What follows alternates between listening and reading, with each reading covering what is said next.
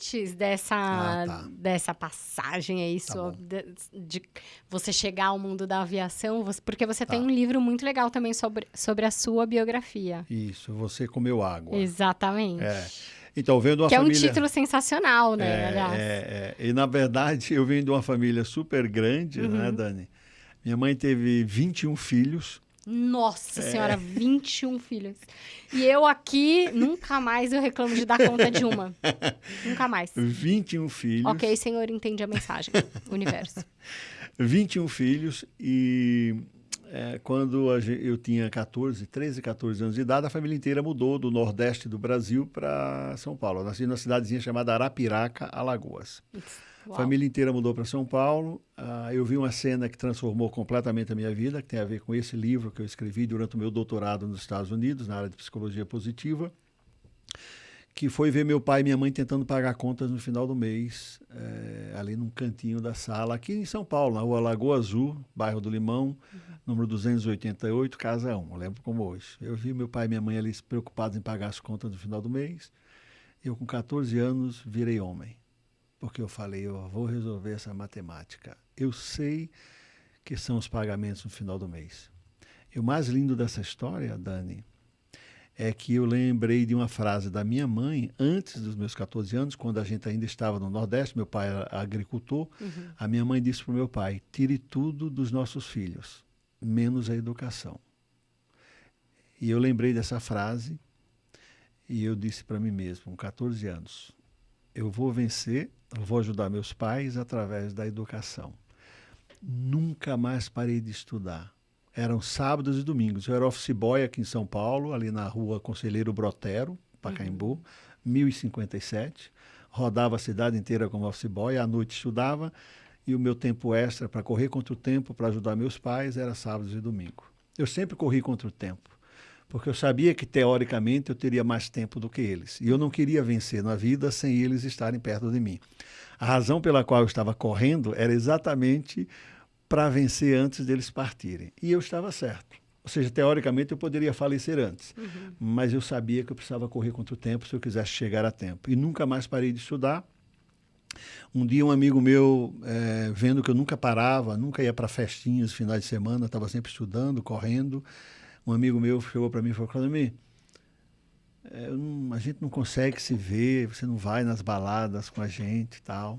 Eu falei, é que eu tenho um motivo pelo qual eu não estou indo. Não é que eu não gosto, não é que eu não quero que você deixe de ir, mas eu tenho um motivo. E o motivo é ajudar meus pais. E aí ele falou para mim assim, mas você vive a vida como se você fosse morrer amanhã, porque eu não parava. E aí eu perguntei para ele assim, é uma crítica ou é um elogio? O fato de eu viver como se eu fosse morrer amanhã. E ele olhou para mim e falou, é uma crítica. Aí eu agradeci, eu olhei para ele e disse assim, e posso fazer um comentário sobre você? Pode. E você vive a vida como se nunca fosse morrer. Quem vive mais? Olhando ali para a câmera. Quem será que vive mais nesta vida? Alguém que acha que pode morrer amanhã, e olha que eu estou sendo bem otimista, né? Eu poderia ser o próximo segundo. Eu sou bonzinho demais com as pessoas. Quem acha que vai morrer amanhã, quem vive mais? Ou quem acha que nunca vai morrer? E deixei no ar a pergunta e segui minha vida correndo atrás. E aos sábados, aqui em São Paulo, Rua Senador Feijó, ao lado da Praça da Sé, estudava numa escola chamada Instituto Roosevelt, que nem existe mais. Era a escola mais barata na época que eu podia pagar línguas no final de semana, sábados e domingos. Estudava, Dani, das 8 até umas 5, 6 horas da tarde. E aí vem o porquê que eu trouxe toda essa história aí. Na hora do almoço, todo mundo me chamava para almoçar, e eu ainda tinha a tarde inteira para estudar, e a única coisa que eu tinha disponível e gratuita para mim era um bebedouro. E o meu almoço era isso aqui, ó, água.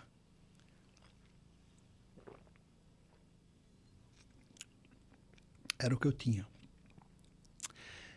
E eu não reclamei.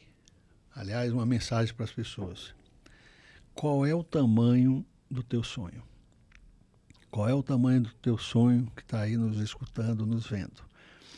Se for pequeno, preço pequeno. Se for médio, preço médio. Se for grande o teu sonho, preço grande. Se for gigante o teu sonho, preço gigante. Escolha qual você quer, vá lá e pague. Começou a reclamar muito que está difícil o sonho? Deixa eu explicar duas coisas. Primeiro, não é sonho, é pesadelo. Só para começar a história. É pesadelo. Sonho, pelo que eu saiba, você não fica reclamando todo dia o preço que você tem que pagar. Se esse meu argumento não for suficiente, eu tenho um segundo argumento que eu acho que eu não preciso de um terceiro. Diminua o tamanho dos seus sonhos. Diminua, aí fica tranquilinho, precinho baixinho. Agora, querer sonhar alto, né, e não querer pagar o preço, não existe essa fórmula, não contem comigo porque eu estou fora. Me incluam fora dessa, como falava um famoso humorista brasileiro. Me incluam fora dessa. Então, comer água é por isso.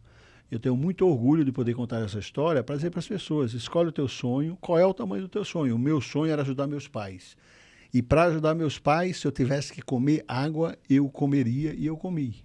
E não me arrependo de absolutamente nada. E me emociono simplesmente por saber que valeu a pena ter feito tudo aquilo ali. Porque eu consegui realmente dar para os meus pais tudo o que eu queria antes deles partirem. Eu sabia. Então, corra contra o tempo para ajudar teus pais aí. Se você for jovem aí do outro lado que esteja me vendo, corre, corre contra o tempo. Veja o tamanho do seu sonho, né?